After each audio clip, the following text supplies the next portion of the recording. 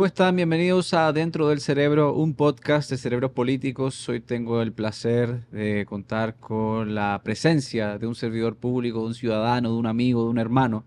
Nos hablará un poquito de su carrera política, de su vida y de lo que viene. Claro, señora, hay gente que no duerme esperando el anuncio oficial de qué va a hacer este hombre en el 2024, cuál es el rumbo que va a tomar. Y por supuesto, de su vida en términos constructivos. Si están esperando que yo le pregunte si tiene novia, cuál es si se siente cuñado o no, no. Apague eso, que este no es el podcast para eso, sino que es un tema más profesional, más de nivel. Omar Fernández, gracias por estar con nosotros. Bueno, Felipe, muchísimas gracias por la invitación. De verdad que te agradezco mucho y qué bueno que finalmente se da. Gracias por tu tiempo. Omar, tengo un recuerdo de una conversación nuestra en una inauguración por ahí por La Vega, no me acuerdo. Y justamente nos sentamos al lado tú y yo. Esto es 2019, ¿eh? No sé si te acuerdas, pero bueno. Y yo te preguntaba qué va a hacer de ti, porque yo te decía, tú tienes demasiado buen perfil, ¿por qué no aspiras? Y me dijiste, mira, me estoy tomando mi tiempo porque estoy muy joven, es cierto, sigue siendo joven, eh, pero yo sí te dije en aquel momento, mira, hay gente que está hablando de una candidatura a diputado. En ese momento no lo descartaste, pero tampoco te sentí muy entusiasmado con la opción. La historia dijo otra cosa, por suerte, porque eres uno de los perfiles eh, con mayor proyección de los últimos años, y debo decirlo con total transparencia y franqueza. ¿Qué cambió en ese trayecto del 2019 al proceso electoral del 2020 para que tomaras la sabia decisión de ser candidato a diputado? Cosa extraña, Felipe, porque en realidad, diríamos, no es que yo descartaba aspirar en algún momento de mi vida, pero no sé si esta era como la etapa en la que yo estaba listo para eso. Porque soy abogado de profesión y estaba en el ejercicio en el 2019. De hecho, tranquilo ahí, recuerdo que participaba muy puntualmente en cosas del partido, acompañaba al viejo más que nada, pero como que no tenía en mi radar participar activamente en una candidatura de cara a las elecciones de 2020. De hecho, de haber sido así, lo hubiese presentado por el PLD y no luego por la Fuerza del Pueblo. Pero fue extraño. Te diría que yo más o menos recuerdo cuál fue el momento de transición en el que yo entendí que no podía ser indiferente ante lo que pasaba. Y fue justamente en el 2019, cuando cerca de esta fecha inicia aquella cruzada de defensa por la Constitución, que fue una gran causa que abrazamos. Y lo último que imaginaría yo era que, ¿recuerdas cuando marchábamos frente al Congreso, cuando firmé aquel libro por defensa de la democracia? Incluso al lado de una leyenda, en paz descanse, don Johnny Ventura. Lo último que imaginé era que yo estaba frente al Congreso que dentro de un año me vería ahí dentro legislando. La vuelta a la vida. La vuelta que da la vida. Y bueno, finalmente se da lo de las primarias en el PLD. Ya conocemos el desenlace de aquello. Nos vamos del Partido de la Liberación Dominicana y luego formamos la Fuerza del Pueblo. Y todavía en ese momento yo propongo un amigo para que sea el candidato a diputado por esta circunscripción, porque yo entendí que mi rol era la de ayudar a coordinar el trabajo con la juventud en la campaña presidencial a nivel nacional. Pero la vida da tantas vueltas. En un momento me proponen ser diputado nacional, que es probable que quienes sintonizan este podcast no sepan lo que es un diputado nacional. Yo tampoco lo sabía en su momento. De los 190 que somos en total, Ajá. 178 somos electos de manera directa. El día de las elecciones te paras y votas por ellos. Sobran 12. De los 12 que quedan, 7 son diputados de ultramar. Mm. Representan la comunidad dominicana en el extranjero. Y luego quedan 5 todavía, que son 5 diputados nacionales. Nadie vota por ellos de manera directa. La ley indica que se escogen en base al porcentaje que saquen los partidos políticos. Si saca al menos un 1%, Ujú. si saca menos de un 1 no, pero si saca al menos un 1, pues representa una minoría. Y esa minoría merece una voz en el Congreso que les represente. Por eso vemos que los diputados nacionales son partidos minoritarios. El Frente Amplio, el PQDC, el PCR, el Alianza País y no recuerdo el otro, pero bueno, son esos. Y obviamente trabajamos para que la Fuerza del Pueblo sacara más de un 1%, ¿verdad? Claro. Que era el PTD todavía, era un partido minoritario. Entonces, bueno, se sabía más o menos que tocaría para nosotros esa diputación nacional. Y cuando me la proponen, recuerdo que por un lado yo decía, wow, la tengo tan fácil porque sin dar un golpe ya soy diputado prácticamente. Pero por otro lado también me cuestionaba si quería que mi primera participación en política asumiendo una candidatura fuera con una diputación que me la regalaron y no que yo me la gané fruto de mi esfuerzo.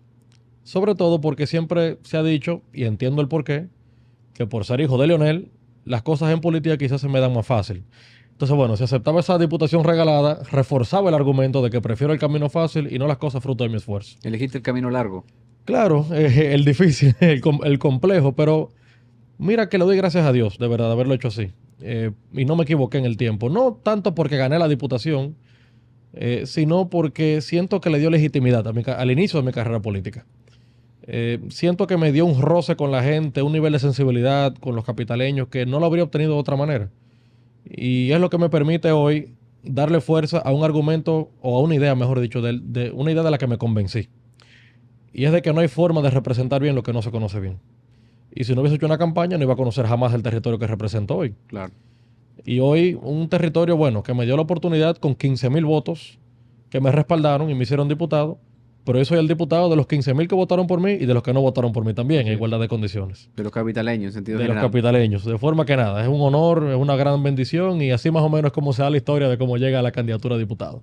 Le he preguntado a otros legisladores que han sido legisladores por primera vez, ¿cuál ha sido su principal lección o aprendizaje en estos, ya vamos rumbo al tercer año de este periodo constitucional?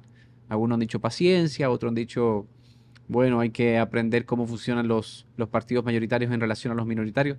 ¿Cuál sería, a tu juicio, de esos aprendizajes que has tenido, que te ha sorprendido y que has, de alguna forma, asumido en este periodo? A ver, así si tú me dices uno específico, yo podría decirte como varias cosas que yo descubrí en el camino que no eran exactamente como las esperaba. Yo llegué cargado de mucha esperanza y mucha ilusión al Congreso Nacional y la mantengo, pero como más aterrizado ya. Y te lo digo porque me di cuenta, por ejemplo, de lo complejo que es sacar adelante un proyecto de ley y convertirlo en ley. Yo soy de una bancada minoritaria. Somos 18 diputados de 190, como te acabo de decir. Evidentemente minoritaria. Y cualquier proyecto que someta a alguien de mi bancada necesita el concurso y el apoyo de otras fuerzas políticas. Necesita que el PRM lo apoye, que el PLD lo apoye, que el Partido Reformista lo apoye, el PRD, etcétera.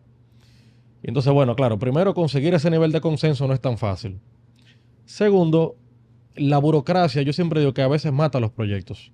Que le asignen la comisión que le toca, que la comisión finalmente le dé entrada a ese proyecto, que la comisión convoque a los diputados, que haya quórum para conocer los proyectos. Hay que ver en la lista de espera en qué lugar cayó tu proyecto. Finalmente, cuando se conoce, probablemente ya pasó un año. Y cuando le pasa un año, perime el proyecto, hay que someterlo otra vez. Reintroducirlo. Hay que reintroducirlo. Entonces, bueno, es terrible. Yo tuve la suerte de que mi primer proyecto de ley, el que sometí, que fue el que regula la transición gubernamental, se aprobó en la Cámara de Diputados. Y para mí aquel día fue una cosa tremenda. O sea, yo llegué a mi casa y me di un trago para celebrar. Pero perimió en el Senado, porque Sí. cuando llega al Senado, y recuerda que tenemos un Congreso bicameral, es todo el proceso otra vez en la nueva Cámara. Y entonces, bueno, allí lamentablemente no tuve la suerte que corrí en la Cámara de Diputados. Y volver a lograr que se apruebe otra vez en la Cámara, tú no te imaginas lo que ha Es sido un aquello. parto. Sí, sí, un parto. Entonces, bueno, te diría, por ejemplo, eso. Yo sabía que no iba a ser fácil, pero no pensé que iba a ser tan complejo lograr pasar un proyecto de ley. Y bueno, de los otros temas es también comprender que es un cuerpo no solamente colegiado, sino, tú sabes, muy plural, muy diverso, muy amplio, en el que está literalmente representada la diversidad del pueblo dominicano.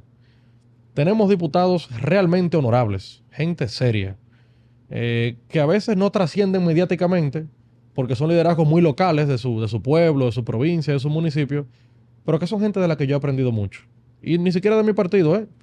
O sea, te puedo decir que yo respeto a muchos PLDistas que están allá adentro, muchos PRMistas que son gente decente, buena, seria y honesta. Y a veces uno llega quizás con un ligero prejuicio de que, bueno, como somos de partidos distintos, quizás no nos llevaremos tan bien o no sé cómo es la cosa. Y te puedo decir que tengo grandes amigos hoy en todos los partidos. Y es como de las cosas que uno descubre en el camino.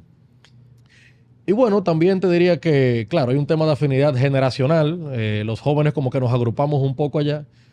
Pero te diría que el diputado más longevo de todos, que es Máximo Castro Sí, Silverio, don Máximo. del Partido Reformista, que está del 80 y pico diputados sin interrupción, recuerdo que me dio un consejo el primer día que llegué. y me dijo, Omar, mira, mi hijo, yo sé quién tú eres, tú sabes, yo había escuchado de ti, muy orgulloso de que haya un joven como tú haya llegado a la Cámara de Diputados. Si me lo permites, no le hagas mucho caso a este viejo, me dice, pero si me lo permites, te quisiera dar un consejo. Oh, pero don Máximo, por supuesto. ¿Quién me puede aconsejar mejor que usted que tiene tantos años por acá, que ha visto tantos presidentes juramentarse, que ha visto tantas rendiciones de cuentas? Te daré un solo consejo, me dice él. Intenta no convertirte en un carro viejo. Carro viejo. Me quedo así como que no comprendí bien. ¿Y a qué usted se refiere con un carro viejo? Dice él, ¿quiere que te explique bien? Sí, claro, explíqueme, don Máximo. Mira, ¿qué tienen en común todos los carros viejos? Y yo, bueno, no sé, quizás tan feos, o quizás tan sucios, o quizás tiene una pieza floja, o no sé qué cosa. Me dice él, sí, sí, todo eso, pero ¿qué más? Y me quedo así medio pensando, y ya él me ayudó al final y me dice, mira, que todos hacen mucho ruido, me dice. Porque el motor le está sonando, el Sí, asunto del sí. mofle está sonando fuerte, lo que sea.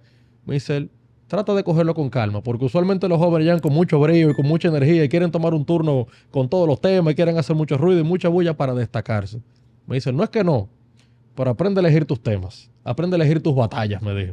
Aprende a elegir tus Aprende a elegir batallas. tus batallas, porque si no te puedes desgastar rápidamente y ya si hablas tanto, entonces pierdes la atención, tú sabes, pierdes la atención y fue un consejo que me sirvió de mucho. Y me di cuenta en el camino que, a ver, no es que no soy acucioso con cada tema, lo soy, pero me di cuenta que hay que aprender a delegar y por eso yo intento que los demás diputados de mi bancada todos participen, todos tengan un turno y no es que yo quiera acapararlo todo y de todo opinar, porque si no se vuelve cansón, tú sabes, y ahí pierdes un poco de atención también. Omar, ese es un consejo de vida y me engancho de ese consejo tan bueno de Don Máximo, que tiene toda la experiencia del mundo. Es una verdadera universidad ese hombre. Eh, pero has asumido un rol ahora, en agosto del año pasado, como vocero de la bancada y eso de alguna forma te obliga a estar en la primera línea de fuego, ¿no? Vimos que respondiste al discurso de rendición de cuentas del presidente Abinader y así lo has hecho en distintas ocasiones.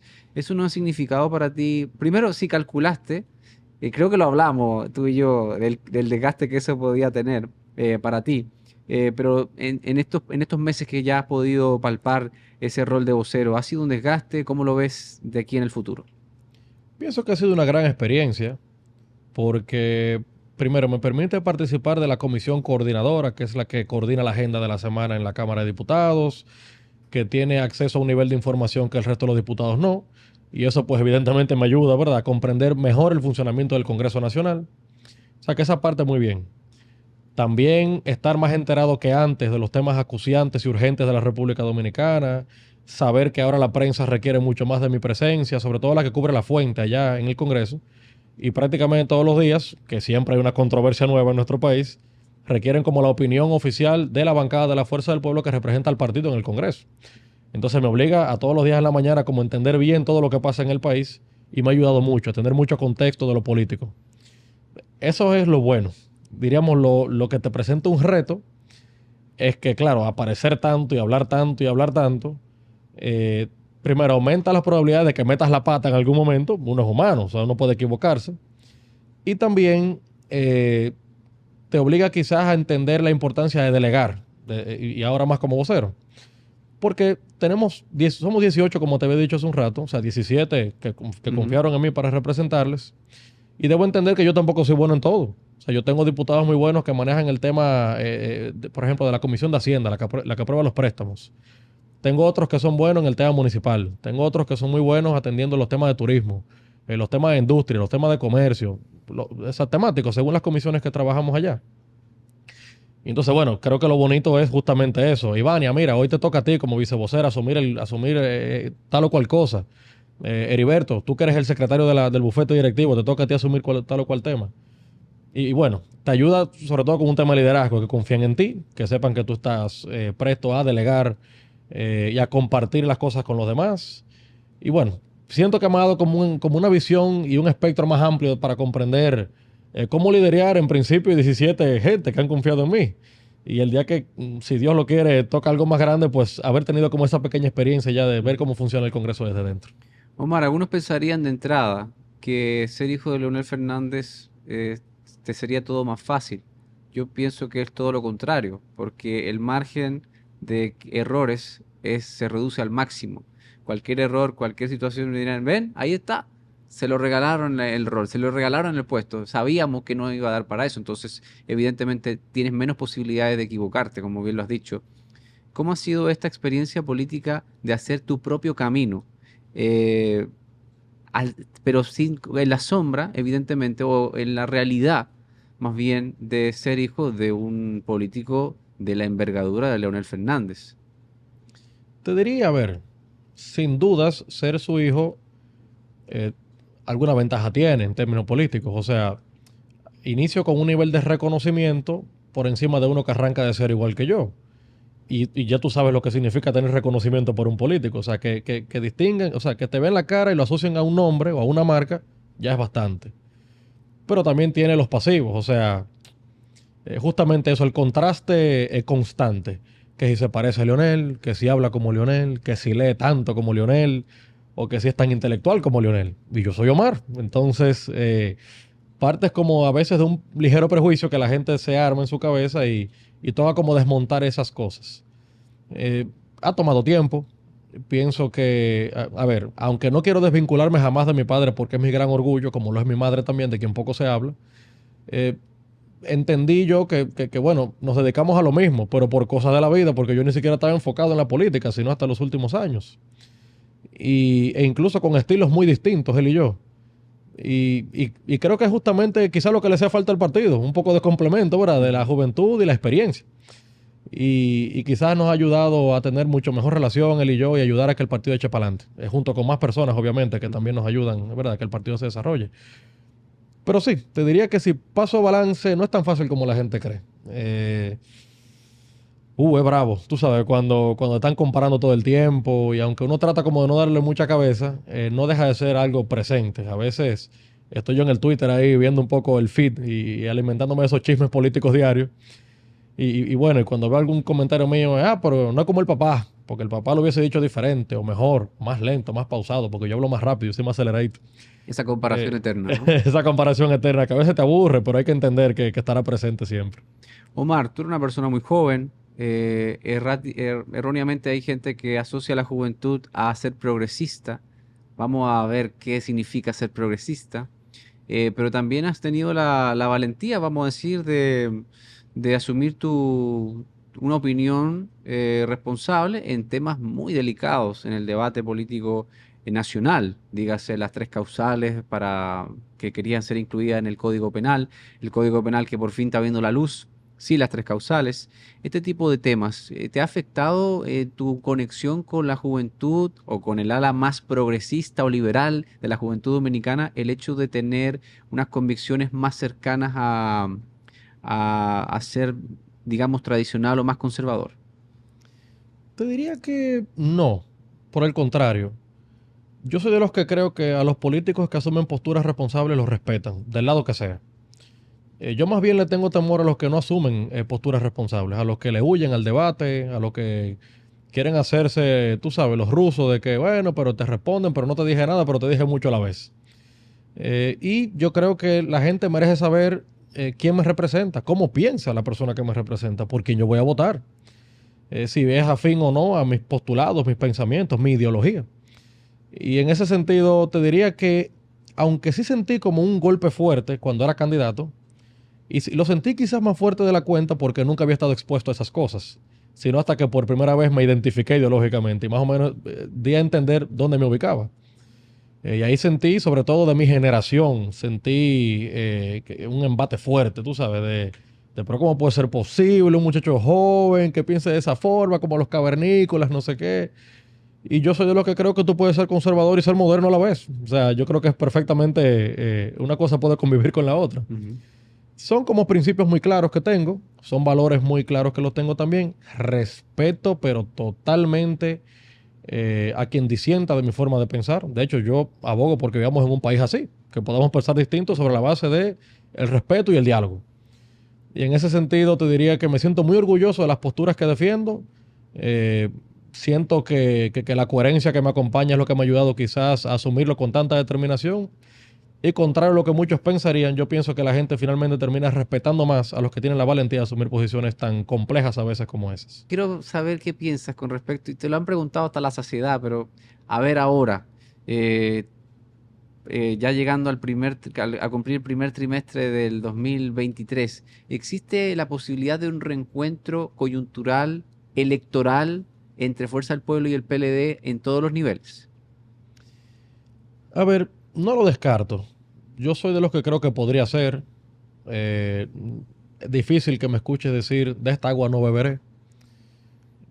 Porque además estoy convencido de que es muy difícil llegar al poder un partido político sin hacer alianzas y pactos con otras fuerzas. Basta con recordar lo que fue el Frente Patriótico en su momento, lo que fue el Bloque Progresista en su momento, una alianza de una cantidad de partidos impresionante. Como llegó el propio presidente Abinader ahora, fue con un bloque de partidos también que le apoyó, y como yo creo que seguirá haciendo en lo adelante. Por lo que estoy totalmente de acuerdo con que se puedan pactar alianzas con fuerzas políticas distintas a la nuestra, siempre y cuando compartan nuestros principios y nuestros valores, que eso sí no está en negociación. Y ahí yo creo que habrá un gran frente opositor de la cantidad de partidos que sea, de 8, de 10, de 12, me parece que es un número razonable. Y yo sí creo que podría haber un reencuentro en algún momento, no sé si en todos los niveles, en primera vuelta. Ahí te diría que quizás habría que esperar un poco más de tiempo. Quizás todo el mundo quiere echar su pleito hasta el final y eso hay que entenderlo. Pero sí, a lo mejor la sensatez indica que quizás un encuentro a niveles medios, congresuales y municipales, sí sería algo interesante evaluar. Y que le convendría mucho a los partidos políticos. Creo que podríamos ganar muchas más plazas que si vamos solos. Y además, lo que siento en este momento es incluso que desde la base, desde abajo, se está provocando para que eso sea una realidad lo antes posible. Omar, has recorrido toda la capital.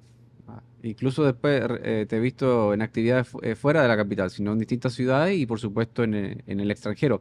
Ahora, en tus recorridos por la capital, porque a uno a veces cree que sabe lo que siente el capitaleño o lo que a mí me molesta, le molesta a todo el mundo y no es así. ¿Qué has podido recoger aparte de ese cariño que hemos podido palpar en tus publicaciones de toda la gente que te sigue?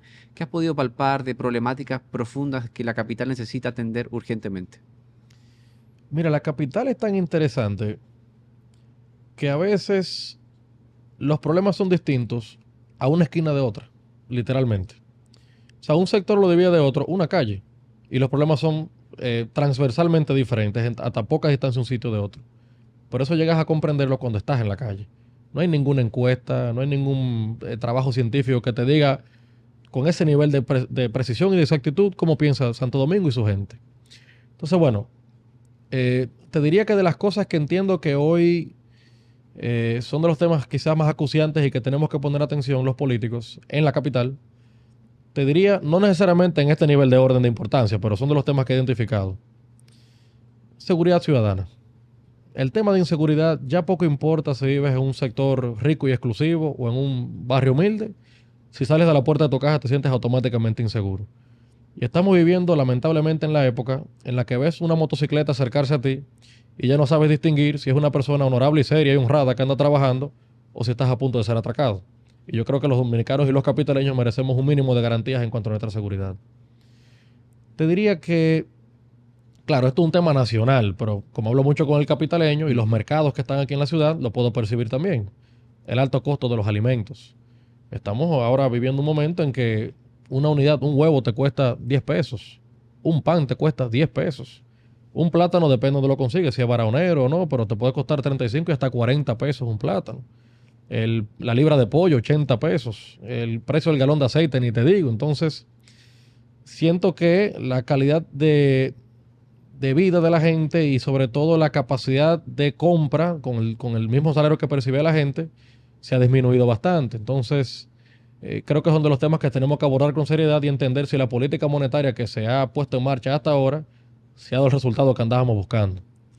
Te diría también que siento el tema de los ruidos, los altos decibeles y los ruidos en la ciudad. Ujú. Es algo que debemos controlar. Que de hecho, vi una resolución muy interesante de un buen amigo diputado, Orlando Jorge, que la sometió recientemente, que lo felicito y ojalá me hubiese dicho antes para firmarla junto con él, de verdad, porque yo pienso que se trata de eso. de que Orlando y yo, que ya compartimos incluso otros proyectos de ley también juntos, Sí. podamos unir esfuerzos, hermano. Yo creo que hay que ayudar a que la capital eche para adelante. ¿Qué importa si fue el blanco, el verde o el rojo que lo hizo? Ujú. Y por eso me parece que fue algo, un tema urgente que tenemos que atender, que lo veo en muchos sectores muy presentes. El colmadón con el bachatón encendido, y yo creo que hace falta, tú sabes, como moderar. Moderarlo. No es que apagues la música, pero moderar los niveles como para que haya una sana convivencia en nuestra ciudad, que es lo que apostamos. El tránsito, el tráfico es terrible. Ya no importa la hora, ya no importa dónde te vayas a El mover. día ni nada, No ¿no? importa día, noche, la hora que sea, ya cualquier sitio te toma media hora, 45 minutos, una hora y hasta más, como si nada. Entonces, bueno, tú sabes, a veces me cuestiono y me pregunto si ya el plan de cambiar las vías internas de los sectores no funcionó, pues ¿qué será finalmente? Apuesto a que el gobierno central, el Poder Ejecutivo, siga llevando adelante obras como la que hicimos en algún momento, los pasos a desnivel, más túneles, más elevados. También hay que comprender quizás por qué la circunvalación de Santo Domingo no ha surtido el efecto que se pensó que iba a tener. Y bueno, como hacer un gran master plan como para ayudar a que la ciudad se desahogue un poco, porque si no, vislumbro que en los próximos 10 años será prácticamente inhabitable Santo Inevitable. Domingo.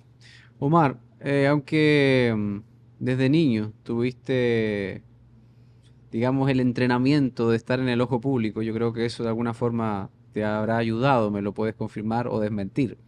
Pero es importante, yo creo, que puedas contarnos un poquito de esta etapa ya en tu carrera política y una figura pública. ¿Ha tenido algún tipo de costo personal? ¿Ha valido la pena? ¿Te lo has preguntado alguna vez si te gustaría tener una vida más privada, más tranquila?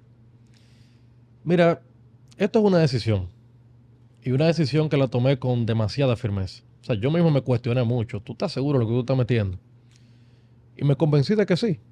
Y sobre todo porque, aunque no me siento imprescindible para nada en esto, de hecho, tengo como muy claro que uno es ave de paso en estas cosas. Antes de yo estar en esta curula había alguien que la ocupaba. Hoy me toca a mí y mañana no me tocará. Y lo que espero es que quien me sustituya sea mejor que yo, del partido que sea. Pero sí, he tenido esos momentos, tú sabes, quizá de amargura, porque no todos los días son color de rosa, en los que quizás metí la pata, en la que quizás me equivoqué, dije algo que no debí decir o hice algo que no debía hacer. De esos momentos que a veces la gente no tiene piedad con uno, son inclementes, tú sabes, y sobre todo juzgan muy fácil, sin quizás comprender el trasfondo de las cosas. Y claro, te genera un poco de amargura. Y yo he tenido momentos en mi casa que me ha acostado a la cama, no consigo el sueño, no concilio el sueño rápido y me cuestiono, pero tú sabes, y valdrá la pena uno someterse a veces a un nivel de injusticia que yo creo que no me creo merecedor. Pero se me pasa rápido, se me pasa rápido y luego entiendo que al final esto es una carrera de resistencia, no de velocidad. Así Tú es. sabes, y que habrá más momentos como ese y quizás hasta peor que ese. Y es en ese momento que uno se crece y debe entender que es una prueba más que hay que superar y seguir echándose adelante en favor y sobre todo las capacidades que uno tenga en favor de la República Dominicana y de mi ciudad en este caso. Omar, hay gente que no, que está desvelada, así como te cuesta conciliar el sueño a ti, hay gente que le cuesta conciliar el sueño esperando a ver cuál va a ser el próximo movimiento de una figura de tu nivel y con la proyección que hay. No es mentira para nadie, ni es secreto para nadie, de que tienes un gran futuro por delante en términos políticos. Entonces, te lo han preguntado hasta la saciedad, que si vas a repetir, que si vas como alcalde, que si vas como senador. ¿Qué tienes en mente? Porque también sabes que hay límites legales de reserva y de proceso interno de los partidos en octubre. Este año definitivamente que sí o sí vamos a saber a dónde apunta Omar Fernández. Sí, de hecho, estuve viendo la ley el otro día y me di cuenta que es el 2 de junio, la fecha límite para depositar ante la Junta Central Electoral las reservas de candidaturas de las alianzas. O sea que el tiempo apremia mucho más rápido de lo que pensé. Te diría, Felipe, mira, si algo le he cuestionado a políticos en el tiempo, es que suelen descuidar lo que tienen por estar pensando en lo que viene. Y en este momento lo que tengo en mis manos es una diputación. Y debo estar muy concentrado en atenderla bien, en ser un buen diputado y en intentar dejar un legado positivo. Digamos que cuando se pase balance sea mejor lo que dejé que lo que encontré. Y más ahora como vocero incluso. Tengo como muchas responsabilidades en las manos. Obviamente sin desconocer que viene un proceso electoral y tengo también que pensar qué voy a hacer. Si me toca repetir como diputado, para mí sería una gran cosa. Porque si en efecto lo logro, significaría que me dieron una segunda oportunidad. Y si me la dieron fue porque lo hice bien. Y entonces, bueno, eso ya sería una gran bendición. Imagínate si me sentiría así repitiendo como diputado, entonces cómo me voy a sentir siendo otra cosa más que diputado. Y fundamentalmente son dos las opciones, o alcalde o senador. Oficios transversalmente distintos. Y eso, que está uno frente al otro, cruzando la calle Sí. literalmente. Pero sobre todo como entender y comprender, y en eso me encuentro en este momento, dónde yo podría servir mejor a mi ciudad. Si desde el tema legislativo, como lo vengo haciendo hasta ahora, quizás ya en el Senado y aspirando a tener una bancada quizás con una presencia más importante y notoria que la que tengo hoy, para marcar realmente la diferencia, hablando de los temas nacionales, que es lo que me gusta y lo que me apasiona, o atendiendo los temas locales de la ciudad, desde un ayuntamiento con un enfoque y una visión que ayude a atender los temas que a los capitaleños realmente les importa y que son de la competencia del cabildo, del ayuntamiento. De forma que nada, ya falta muy poco, tú sabes, yo creo que falta ver, entender también quiénes serán los actores que van a participar en esas próximas Claro, elecciones claro que sí. y después de ahí, bueno, tomaremos una decisión Y lo sabremos, lo sabremos. responsable. Sí, Antes sí. de cerrar, yo quiero hacer partícipe con dos preguntas de los seguidores de Cerebros Políticos. La primera es básicamente tu ideología política, porque esto lo hablamos en otros capítulos, donde en República Dominicana, por ejemplo, en Chile, Argentina, que todo el mundo está muy bien definido lo que es izquierda, lo que es centro, lo que es derecha. En República Dominicana quizás no existe esta noción tan acabada, pero en tu caso, Mar, ¿cómo te defines en términos ideológicos políticos? Te diría, Felipe, que si debo definirme ideológicamente en términos políticos, te diría que de centro, moderado, pero sobre todo pragmático, lo que funciona. Y te lo digo porque me siento muy convencido de que a la gente, al final del día, poco le importa si tú eres de derecha y liberal en lo económico, o si eres de izquierda, progresista, o si eres... Yo creo que la gente, si lo visualizo, un gato cazando un ratón. Poco importa si lo caza con la pata derecha o con la izquierda, es que lo cace. Y yo creo al final que lo que hace falta es como resolver los temas urgentes de nuestro país.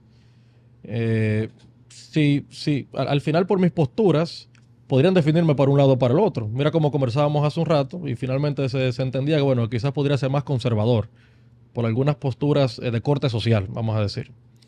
En lo económico, yo no soy liberal en lo económico. Yo no creo que debe ser el mercado que defina las cosas. Tú sabes, o diríamos que solamente el mercado pueda definir. Ahí creo que entra un capitalismo salvaje que no sé qué también le puede hacer a la sociedad, pero por eso te digo que me defino como muy pragmático. Tú sabes, yo creo que combinar cosas de ambos lados es bueno y yo creo que eh, ambos lados en el espectro político como que tiene cosas a destacar que se pueden poner en función en favor de la República Dominicana.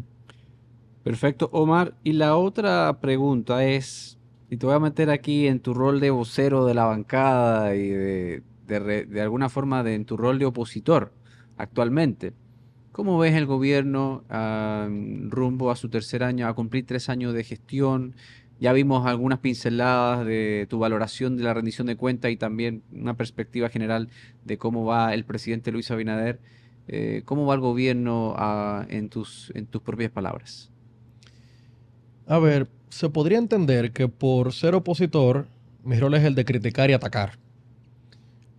Y yo tengo una visión distinta al respecto, una visión que incluso a veces choca con mis propios compañeros del partido, que a veces no entienden, ¿verdad?, por qué una cosa u otra, pero soy de los que creo que aún siendo opositor, debo tener la capacidad de ser equilibrado y de ser racional. Lo bueno se destaca, lo bueno se aplaude.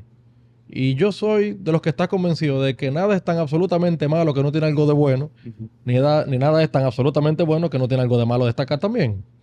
Entonces, bueno, te diría que si debo definirte cómo veo yo estos casi 3 años del gobierno del presidente Abinader, te diría que sin dudas hay cosas positivas a destacar. Siento que hay un cierto nivel de estabilidad en las instituciones de la República Dominicana. Siento que tenemos un nivel de democracia garantizada al día de hoy. El presidente se ha ocupado y se ha preocupado por esas cosas y así lo siento. Igual, la democracia vive en construcción permanente, pero siento que se mantienen unos niveles importantes acá. Siento que ha dado, diríamos, señales claras de que es de su interés combatir la corrupción en nuestro país, y yo creo que es algo a destacar también. El turismo yo creo que realmente ha ido increciendo en nuestro país y eso también hay que reconocerlo. Y son cosas positivas de verdad que debo valorar y debo destacar. Sí, donde te diría que siento mayores retos para este gobierno es como en la ejecución de las cosas. Em, o sea, a casi 3 años creo que no hay nada importante que exhibir. Eh, escucho, tú sabes, siento que no hay ninguna obra importante que se pueda demostrar. Lo poco que se ha hecho ha sido como una, o sea, se ha continuado, que está perfecto, la continuidad del Estado, pero siento que solamente se ha continuado lo que ya estaba. Siento que a veces quizás habría la intención de quizás vernos la cara de tonto a veces cuando nos dan una rendición de cuentas de un país que honestamente siento que no es en el que vivo, el que me explican ahí. Y bueno, cuando vemos esas cosas, tú sabes, me parecería a mí que el presidente me parece un hombre que llegó cargado de buenas intenciones, le acompaña un gabinete de gente competente y responsable, gente que no tiene ni idea de qué hace en un puesto como funcionario, y quizás eso no le ha permitido consolidarse, convertirse en un gobierno que haya generado un buen cambio, un cambio positivo para la República Dominicana. Honestamente pienso que aunque el presidente en lo personal es una persona afable, cordial y de buen trato, eh, no sé si en este momento preciso nuestro país requiera de un rumbo distinto y de un mandatario que tenga una experiencia acumulada y consolidada que ayude a encauzar nuestro país por un mejor camino. Yo sé que algunas veces te han preguntado, yo he visto entrevistas tuyas y sales debajo de una patana muy bien. Eh, con- no con temas políticos, porque te manejas muy bien, sino con temas personales. ¿Te incomoda esto de que te pregunten de tu vida amorosa o de este tipo de cosas más íntimas? ¿Cómo lo manejas? ¿Te molesta? ¿Lo tienes que gestionar? Porque obviamente si hay una pregunta así, ¿cómo esquivas? ¿Cómo puedes torear este tipo de situaciones? Porque obviamente la gente siente como esta necesidad de saber el lado más íntimo de una figura pública como tú. Sí, a mí no me molesta, siempre y cuando sean preguntas, ¿verdad? Dentro de lo normal y lo respetuoso también. Si hoy me preguntan, por ejemplo, Mar, ¿tienes novio? No, no, no tengo y no me molesta decirlo, no me causa ningún temor. No tengo y mi corazón está muy disponible en este momento. Tú Ah, sabes, si me preguntan cosas de ese tipo, bien. Lo que sí me preguntaron una vez en una entrevista, cosas muy calientes, tú sabes, ya llegó el momento en que yo no sabía qué era peor, si responder o quedarme callado. claro. Entonces, claro, llegar a esos niveles, tú sabes, pero al final yo pienso que es bueno y positivo que la gente sepa quiénes son sus representantes, tú sabes. Eso genera confianza, yo creo que hace falta llevar la confianza con el ciudadano a un siguiente nivel, en que se entienda que sí, soy político, estoy en la política, pero soy uno más, tú sabes, y al final a veces se hacen ideas, tú sabes, de que el político podría llegar a ser algo, no sé, un humano distinto o que levita, tú sabes, o cualquier cosa y nada que ver. Con experiencia como cualquier otro, con mi préstamo en el banco como cualquier otro, ¿sabes? Con mis diligencias diarias como cualquier otro. Entonces, nada, yo creo que sí, las preguntas mientras estén en el marco de lo normal, por supuesto que las respondería sin ningún problema. Decías que estabas ejerciendo el derecho justo antes de ya embarcarte en una carrera que evidentemente te absorbe por completo y espero que te siga absorbiendo aún más con nuevos roles en el futuro. Pero en tu tiempo libre, ¿tienes tiempo para ti, para hacer hobbies, cosas, la lectura, viajar? ¿No te hace falta, por ejemplo, el día a día de una oficina de abogados? ¿Cómo evalúas esa parte de tu vida? Sí, yo siempre intento sacar mi rato, porque si no, entonces no es sano. Me veo tan envuelto en lo cotidiano que entonces dejo de disfrutar el momento. Y sí, siempre trato de sacar mis ratico a la semana. No dejo de compartir con mis amigos, siempre salimos a cenar o a almorzar. Me voy a Jarabacoa cada vez que puedo, que es el pueblo, mi pueblo materno. Mi abuela, de hecho, es la vicealcaldesa actual de Jarabacoa. O sea que la política la tengo por los dos lados, como Sí, tú sí, puedes sí. ver. Y si no estoy en Jarabacoa, me voy a la playa. Me gusta mucho La Romana, Punta Cana, el este, sobre todo. Todas las del país, pero el este como que usualmente me voy más. Y, y bueno, aquí en la ciudad siempre me gusta mucho el cine. Trato como de estar al día con las películas, los estrenos todos los jueves para... No porque es el 2 por 1 sino porque... sino, tú sabes, para estar al día con las Sí. películas que salen. Y bueno, un poco de eso, tú sabes. Yo creo que siempre hace falta como sacar el rato para uno. Leo los que me interesan sobre Ujú. todo. Paso muchas horas en YouTube también de noche. Soy gamer, juego Call of Duty también cuando tengo tiempo con los amigos Ah, de noche. mira, interesante, no sabía eso. Muy gamer. Así que nada, tú sabes, como que siempre trato de encontrar ese momento en el que suelto el WhatsApp, no estoy atento a otra cosa que no sea lo que tengo en el momento delante de mí. Y últimamente, ¿qué estás leyendo? Estoy leyendo demasiado sobre economía. Me estoy formando mucho en temas económicos. Porque alguien que sabe un poquito más de política que yo, que se llama Leonel Fernández, me dijo que cuando uno domina los temas económicos, uno se distingue del resto de los políticos.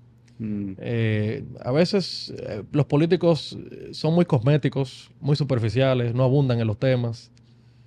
Y poder leer el último informe del Fondo Monetario, poder leer lo último que dice la CEPAL, poder comprender lo que pasa en la región, me da como mucho contexto. Y es lo que me permite quizás hablar con un poco de autoridad. Cuando contrastan 2022 con 2011, me ayuda, tú sabes, a recabar datos rápidamente y y a poder, responder. claro, y a responder. Entonces, bueno, estoy como informándome mucho en temas económicos y lo que pasa en la región, sobre todo. Comprender los gobiernos, qué pasa con ellos, por qué ese auge de la izquierda de repente en América Latina, cuáles son estos nuevos liderazgos que van surgiendo. Y bueno, muy envuelto en eso. Omar, ya para terminar y agradecerte tanto tu tiempo y tu gentileza.